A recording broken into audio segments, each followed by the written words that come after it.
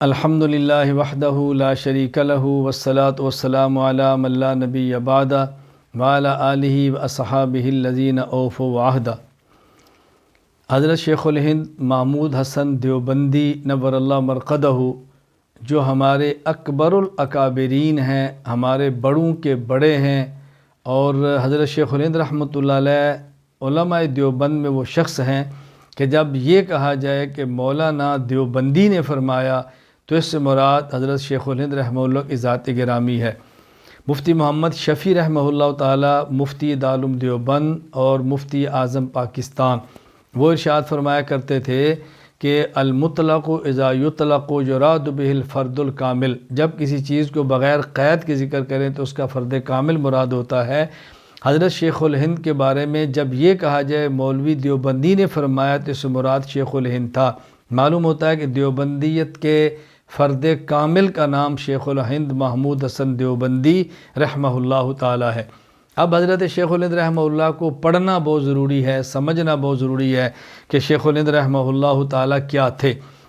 حضرت شیخ الہند رحمہ اللہ کیا تھے، میں دو لفظوں میں حضرت شیخ الہند کے بارے میں عرض کیا کرتا ہوں کہ گرم جسم پر سرد اور ٹھنڈے دماغ کا نام شیخ الہند ہے۔ جوان جسم کے اوپر بوڑھے دماغ کا نام دیوبند ہے۔ جذباتی وجود کے اوپر سمجھدار دماغ کا نام دیوبند ہے۔ حضرت شیخ الہند صرف جذبات کا نام نہیں تھا، صرف گرمی اور جوش کا نام نہیں تھا، بلکہ شیخ الہند سنجیدگی، متانت، تدبر اور قیادت کا نام تھا۔ حضرت شیخ الہند رحمہ اللہ بہت بڑے انسان تھے۔ میں آج کی اس نشست میں اس مناسبت سے چند ایک باتیں عرض کرنا چاہتا ہوں کہ 30 نومبر 1920 کو حضرت شیخ الہند رحمہ اللہ تعالیٰ کا انتقال ہوا ہے، 18 ربیع الاول 1339 ہجری۔ تو اب چونکہ 30 نومبر 2022 ہے اور حضرت کا انتقال 30 نومبر 1920 تھا، تو اس مناسبت سے کہ حضرت شیخ رحمہ اللہ کی وفات کی تاریخ ہے، میں چند ایک باتیں آپ کی خدمت میں عرض کر دیتا ہوں۔ اکابر کا تذکرہ کہنے سے اکابر سے آدمی جڑ جاتا ہے، اکابر کی طرح بننے کی خواہش پیدا ہوتی ہے، ان کے نقش قدم پر چلنے کی انسان کے اندر امنگیں پیدا ہوتی ہیں، اور میری خواہش ہے کہ ہمارے دنیا میں طول و عرض میں پھیلے ہوئے لوگ حضرت شیخ رحمہ اللہ کے مزاج کو سمجھیں، ان کے منہج کو سمجھیں، ان کے نظریہ کو سمجھیں، اس کے مطابق پھر چلنے کی کوشش کریں۔ حضرت شیخ الہند رحمہ اللہ تعالی بیک وقت مجاہد بھی تھے، حضرت محدث بھی تھے، مفسر بھی تھے، فقیہ بھی تھے، مدبر سیاستدان بھی تھے، اور امت مسلمہ کے بہت بڑے قائد تھے۔ اور حضرت شیخ رحمۃ اللہ علیہ نے جو اپنی مجاہدانہ زندگی گزاری ہے، یہ حضرت ہی کا خاصہ تھا۔ ہماری پوری تاریخ میں دو شخص ایسے ہیں کہ جن کی مثال پیش کرنا بہت مشکل ہے۔ رسول اکرم صلی اللہ علیہ وسلم کے صحابہ کرام کے بعد امام اعظم ابو حنیفہ نعمان بن ثابت رحمہ اللہ تعالی، جس شخص نے وہ رجال پیدا فرمایا کہ جنہوں نے پوری انسانیت کو دین کی بہاریں عطا فرمائی ہیں اور اصلی شکل میں دین لکھ کے امت کو دے دیا ہے۔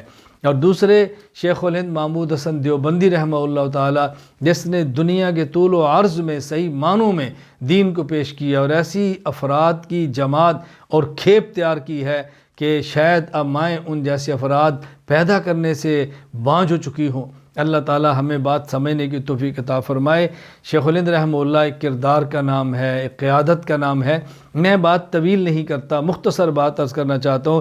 حضرت شیخ الہند رحمہ اللہ کے اندر بہت ساری نمایاں خصوصیات تھی، جہاں علم تھا، جہاں اس کے اندر جرأت تھی، جہاں تدبر تھا، جہاں بہادری تھی، امت کا درد اور کڑن تھی، وہاں شیخ الہند رحمہ اللہ کا اپنے شیخ کے ساتھ ایک بڑا عقیدت مندانہ تعلق تھا۔ حضرت شیخ کے بیعت کا تعلق تھا دارالعلوم دیوبند کے بانی مولانا محمد قاسم ننوتوی رحمہ اللہ کے ساتھ۔ حضرت کا جب انتقال ہو گیا تو آپ نے بیعت کا تعلق قائم فرما لیا حضرت مولانا رشید احمد گنگوہی رحمہ اللہ کے ساتھ۔ آپ اندازہ فرمائیں کہ گنگو دیوبند سے 30 میل 49 کلومیٹر کے فاصلے پر ہے۔ سال ہر سال تک شیخ الہند کا معمول یہ تھا کہ جمعرات کو اصباح ختم کر کے عصر کی نماز کے بعد پیدل چلتے اور عشاء کی نماز گنگوہ پڑھتے، رات شیخ کے پاس گزارتے، جمعہ وہاں گزارتے، اور پھر جمعہ کے دن عصر کی نماز پڑھ کے وہاں سے نکلتے اور عشاء کی نماز پھر دیوبند میں آ کر پڑھتے۔ آپ اندازہ فرمائیں اپنے شیخ سے حضرت کو کتنا گہرا تعلق ہوگا اور کس قدر حضرت شیخ الہند رحمۃ اللہ علیہ اپنے شیخ پر فنا تھے۔ یہ شیخ الہند رحمہ اللہ کا تعلق اپنے شیخ کے ساتھ۔ پھر حضرت شیخ الہند رحمہ اللہ تعالیٰ کے بارے میں آپ باوجود اس کے ایک مدرس تھے، مجاہد تھے، اس کے ساتھ مصنف بھی تھے۔ آپ نے پھر کتب بھی تصنیف پڑھائی ہیں، اتنی مصروفیات کے باوجود۔ آپ دیکھیں تصحیح ابو داؤد دیکھیں، الابواب والتراجم دیکھیں، جہد المقل دیکھیں، اور پھر آپ کے فتاوی جات دیکھیں، اور آپ کے خطوط دیکھیں، ادلہ کاملہ دیکھیں، اضاء الادلہ دیکھیں، اصل القراء دیکھیں، حاشیہ مختصر معنی دیکھیں، کلیات شیخ الہند شعر و شاعری میں دیکھیں۔ شیخ الہند رحمۃ اللہ علیہ نے کوئی میدان میں اپنا خالی چھوڑا نہیں۔ میں نے جو اہمیت کے ساتھ چیز پیش کرنی ہے وہ یہ ہے کہ ہمیں شیخ الہند رحمہ اللہ کا منہج پڑھنا ضروری ہے، شیخ الہند کا منہج سمجھنا ضروری ہے۔ منہج شیخ الہند چھاڑ کے تم دیوبندی کس بات کے ہیں؟ حضرت شیخ الہند رحمہ اللہ کا منہج یہ ہے کہ اگر کوئی خارجی فتنہ آئے اس کا مقابلہ کرتے ہوئے داخلی فتنوں پر بھی نگاہ رکھنی ہے۔ حضرت شیخ الہند نے خارجی فتنہ انگریز جہاں اس کے مقابلے میں اترے تو وہاں داخلی فتنے جو تھے بدعت اور الحاد کے، شیخ الہند نے اس کو نظر انداز نہیں فرمایا۔ میں اس کی ایک مثال دیتا ہوں کہ مولانا محمد حسین بٹالوی جو غیر مقلدین کے وکیل کہلاتے تھے، انہوں نے ایک اشتہار شائع کیا، اس میں 10 مسائل لکھے اور اس مسائل میں فی مسئلہ 10 روپے کا چیلنج کیا۔ کوئی ہے جو اس کا جواب دے؟ نماز میں رفع دین نہ کرنا، نماز میں آمین آہستہ کہنا، نماز میں ناف کے نیچے ہاتھ باندھنا، نماز مقتدی کا قرات نہ کرنا، ائمہ اربعہ کی تقلید کا ضروری ہونا، زور کا وقت مثلین کی آخر تک رہنا، قضاء کا ظاہراً اور باطناً نافذ ہونا، آب کثیرہ کی تحدید دہ دردہ ہونا، پیغمبرہ مسلمانوں کا نفس ایمان میں مساوی ہونا، محرمات ابدیہ کے ساتھ نکاح کرنے والے کو حد شرعی نہ لگانا۔ یہ جو مسائل تھے 10 اس میں چیلنج کیا۔ حضرت شیخ الہند رحمہ اللہ نے اپنے استاد اور شیخ مولانا محمد قاسم نانوتوی رحمہ اللہ اجازت سے اشتہار کا مدلل جواب دیا، نام ادلہ کاملہ لکھا۔ مولانا بٹالوی اس کا جواب نہیں دے سکے، اور پھر محمد احسن امروہی غیر مقلد کا جواب مصباح الادلہ کے حوالے سے دیا، مصباح الادلہ کے حوالے سے۔ اور یہ شخص جس نے جواب دیا، شیخ الہند رحمہ اللہ اس کے بارے میں لکھتے ہیں تکفیر مؤمنین معتزلہ خوارج کے شاگرد ہیں، اور یہ امور گو یقیناً سخت خوفناک ہیں اور سبب خذلان و ہلاک ہیں۔ نتیجہ کیا نکلا؟ یہ محمد احسن امروہی بعد میں قادیانی ہو گیا، اور شیخ الہند نے اس کی کتاب کا بھی پھر جواب دیا اور نام ایضاح الادلہ لکھا۔ برسا بس گزرے 100 سال سے اوپر گزر گیا، اس کا جواب نہیں آ سکا اور انشاءاللہ نہیں آئے گا۔ تو حضرت شیخ الہند خارجی فتنوں کے مقابلے میں داخلی فتنوں پر بھی نگاہ رکھتے تھے اور داخلی فتنوں کو نظر انداز نہیں کرتے تھے۔ جس طرح ہماری تاریخ میں امام اعظم ابو حنیفہ رحمہ اللہ کا بہت بڑا کارنامہ یہ ہے کہ آپ نے تلامذہ اور شاگردوں کی ایسی جماعت تیار کی جو تدوین دین میں بے مثال ہے، قضاء میں بے مثال ہے، فتوے میں بے مثال ہے، اس نے امت کی فقاہت کی ضرورت کو پورا کیا ہے۔ حضرت شیخ الہند رحمہ اللہ نے اسی طرح ایک شاگردوں کی جماعت تیار کی کہ جن حضرات نے کمال کیا ہے اور امت کی ضرورتوں کو پورا کیا ہے۔ امام الاثر مولانا انور شاہ کشمیر رحمہ اللہ علم کلام، تردید و کفر، ارتداد میں پیشوا ہے۔ حکیم الامت مولانا اشرف علی تھانوی رحمۃ اللہ علیہ تصوف، سیاست، تصنیف و تعلیم میں پیشوا ہے۔ بانی تبلیغی جماعت مولانا محمد الیاس دہلوی دعوت و تبلیغ میں امت میں ایک امامت کا درجہ رکھتے ہیں۔ حد مولانا سید اصغر حسین تصوف، تصنیف، تدریس میں بے مثال تھے۔ شارح سے مسلم حضرت علامہ شبیر احمد عثمانی رحمہ اللہ علم تفسیر، علم حدیث اور سیاست میں نمایاں مقام رکھتے ہیں۔ مفتی اعظم ہند مفتی کفایت اللہ دہلوی فقہ میں امامت کے درجے پر تھے۔ شیخ الادب مولانا اعزاز علی دیوبندی علم حدیث، ادب اور بلاغت میں پیشوا تھے۔ شیخ الاسلام مولانا سید حسین مدنی رحمہ اللہ علم حدیث، سیاست، تردید فرق باطلہ میں اپنی مثال آپ تھے۔ امام الاولیاء مولانا احمد علی لاہوری رحمہ اللہ تصوف، سلوک، تفسیر اور سیاست میں امام تھے۔ حضرت شیخ الہند رحمہ اللہ نے اپنے تلامذہ کی ایک جماعت تیار کی ہے جس جماعت نے عرب و عجم میں دین کا کام کیا، اور بحمد اللہ تعالی جرأت، شجاعت کے ساتھ ساتھ ان حضرات نے حکمت کو خیال رکھا اور حکمت و دانش کے ساتھ پورے عالم میں دین کو پھیلایا۔ اللہ پاک ان کو اپنی شان کے مطابق اجر عطا فرمائے۔ حضرت شیخ الہند رحمہ اللہ تعالی کے بارے میں ایک جملہ نقل کر کے اس کی غلط فہمی پیدا کر دی جاتی ہے، میں شیخ الہند رحمہ اللہ کا جملہ نقل کر کے حضرت کی بات کو آگے عام کرتا ہوں، اس کی وضاحت کرتا ہوں تاکہ غلط فہمی دور ہو جائے۔ کہتے ہیں شیخ الہند رحمہ اللہ جب مالٹا کی جیل سے باہر تشریف لائے تو آپ نے فرمایا کہ ہم نے مالٹا کی جیل سے 2 سبق سیکھے ہیں۔ حضرت فرماتے ہیں میں نے جہاں تک جیل کی تنہائیوں میں غور کیا، پوری دنیا میں مسلمان دینی اور دنیوی لحاظ سے کیوں تباہ ہو رہا ہے، تو مجھے 2 سبق اور 2 سبب سمجھ آئے۔ نمبر 1 قرآن کو چھوڑ دینا، نمبر 2 ان کے آپس کے اختلافات، آپس میں اختلافات کرنا اور قرآن کو چھوڑ دینا۔ اب شیخ الہند رحمہ اللہ کے 2 جملے پیش کر کے یہ تاثر دینا کہ فرقے باطلہ کا رد نہ کرو، اہل بدعت کی تردید نہ کرو، اہل الحاد کے خلاف گفتگو نہ کرو، شیخ الہند نے منع فرمایا ہے، یہ حضرت شیخ الہند رحمہ اللہ کے 2 جملوں کی غلط تشریح ہے۔ حضرت شیخ الہند رحمہ اللہ نے یہ فرمایا کہ قرآن کو چھوڑ دینا اور آپس کے اختلافات یہ امت مسلمہ کے زوال کا سبب ہے۔ قرآن کو چھوڑ دینا تو سمجھ آتا ہے قرآن کی تلاوت چھوڑی ہے، ترجمہ چھوڑا ہے، تفسیر چھوڑا ہے، قرآن سے تعلق کو چھوڑ دیا ہے۔ اور دوسرا جملہ حضرت شیخ رحمہ اللہ کا مقصد یہ تھا آپس کے اختلافات کو اچھالا نہ جائے اور برداشت کیا جائے، مشترکات اور متفاقات پر امت کو اکٹھا کیا جائے اور مختلفات سے امت کو بچایا جائے۔ یہ معنی نہیں تھا کہ اگر کوئی فرقہ ضالہ اور مضلہ امت مسلمہ کے نظریات پر حملہ کرے تو اس کا جواب بھی نہ دیں، یہ قطعاً مقصد نہیں تھا۔ استاذ کو اس کے شاگردوں سے زیادہ کون سمجھ سکتا ہے؟ حضرت شیخ الہند کے شاگردوں کو دیکھیں، ان کا طرز عمل کیا تھا۔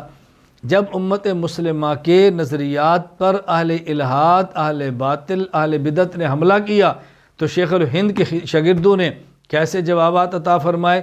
میں چند ایک مثالیں پیش کرتا ہوں۔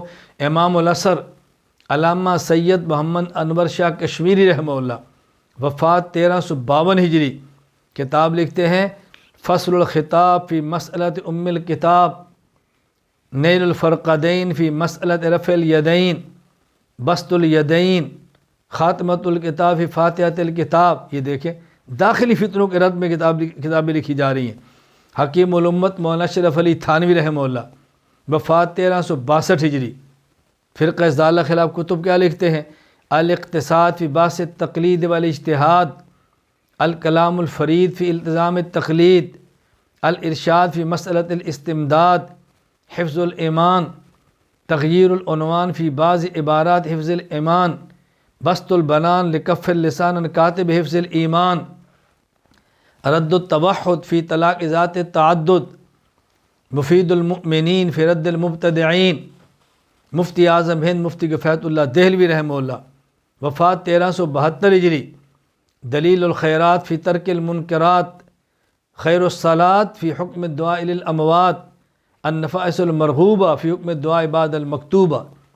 شیخ الاسلام حضرت مولانا سید حسین احمد مدنی رحمہ اللہ وفات 1377 ہجری، الشہاب الثاقب علی المستصرک الکاذب، مودودی دستور کی حقیقت، مکتوب ہدایت، امام الاولیاء حضرت مولانا مدنی لاہوری رحمہ اللہ وفات 1383 ہجری، اصلی حنفیت، مودودیت علماء حق کی ناراضگی کے اسباب۔ دیکھیں حضرت نے کس طرح شاگردوں نے کام کیا ہے۔ تو حضرت کے جملے کو سمجھنا ضروری ہے، بلا وجہ باہمی اختلافات کو نہ اچھالا جائے، برداشت کیا جائے، امت مسلمہ کا متحد رکھنے کی بھرپور کوشش کی جائے۔ لیکن اگر کوئی فرقہ ضالہ اہل سنت امت مسلمہ کے نظریات پہ حملہ کرے تو اس کی تردید کرنا یہ شیخ الہند کا منہج ہے۔ میں ایک بات بڑی اہمیت سے عرض کرتا ہوں، آج ہمارا یہ بات چل پڑتی ہے اس مسئلے میں دیوبندیوں کے اختلاف ہے، اس مسئلے میں دیوبندیوں کے اختلاف ہے، اس مسئلے میں دیوبندیوں کے اختلاف ہے۔ بات سمجھ لیں، دیوبندیت کہتے کسے ہیں، دیوبندیت کا معیار کیا ہے، دیوبندیت میں اختلاف کیا ہے، دیوبندیت سے اختلاف کیا ہے۔ دیوبندیت نام ہے حضرت مولانا رشید احمد گنگوہی، حضرت مولانا محمد قاسم ننوتوی، یاد رکھنا دیوبندیت نام ہے حضرت شیخ الہند کے شیخ اول بانی دارالعلوم دیوبند مولانا محمد قاسم ننوتوی، حضرت شیخ الہند کے شیخ ثانی سرپرست دارالعلوم دیوبند مولانا رشید احمد گنگوہی اور حضرت شیخ الہند مولانا محمود حسن دیوبندی اور شیخ الہند مولانا محمود حسن دیوبندی کے براہ راست بلا واسطہ تلامذہ مولانا محمد انور شاہ کشمیری، مولانا محمد اشرف علی تھانوی، مولانا محمد الیاس دہلوی، علامہ شبیر احمد عثمانی، مفتی کفایت اللہ دہلوی، مولانا سید حسین احمد مدنی، ان حضرات کی رائے کا نام دیوبندیت ہے۔ یعنی حضرت شیخ الہند کے دونوں شیخ مولانا قاسم ننوتوی، مولانا رشید احمد گوئی، حضرت شیخ الہند اور ان کے بلا واسطہ تلامذہ، ان کی رائے کا نام دیوبندیت ہے۔ اگر ان میں اختلاف ہو جائے تو ہم کہیں گے فلاں مسئلے میں دیوبندیوں میں اختلاف ہے۔ اگر ان کے بعد والا کوئی اختلاف کرے تو اس کو یہ نہیں کہیں گے کہ دیوبندیت میں اختلاف ہے، بلکہ یہ کہیں گے اس بندے کا دیوبندیت سے اختلاف ہے۔ عقیدہ حیات النبی صلی اللہ علیہ وسلم، اس پر شیخ الہند کے دونوں شیخ الہند آپ کی بلا واسطہ تلامذہ متفق ہے۔ اب حیات النبی صلی اللہ علیہ وسلم کے عقیدے میں اگر کوئی شخص دیوبندیت کی طرف نسبت کر کے خود کو دیوبندی کہلوانے والا اختلاف کرے، ہم یہ نہیں کہیں گے دیوبندیت میں اختلاف ہے، ہم کہیں گے مسئلہ حیات النبی میں فلاں بندے کا دیوبندیت سے اختلاف ہے۔ جس طرح پوری امت مسلمہ کا اتفاقی عقیدہ ہے رسول اکرم صلی اللہ علیہ وسلم آخری نبی اور خاتم النبیین ہیں، غلام احمد قادیانی اور اس کے ماننے والوں نے اس مسئلے پر اختلاف کیا، ہم یہ نہیں کہیں گے ختم نبوت میں مسلمانوں میں اختلاف ہے، ہم یہ کہیں گے ختم نبوت پر سارے مسلمان متفق ہیں اور ختم نبوت کے مسئلہ میں قادیانیوں کا، مرزائیوں کا مسلمانوں سے اختلاف ہے۔ تو دیوبندیت میں اختلاف الگ چیز ہے، دیوبندیت سے اختلاف الگ چیز ہے، اس کو سمجھنے کی کوشش کریں۔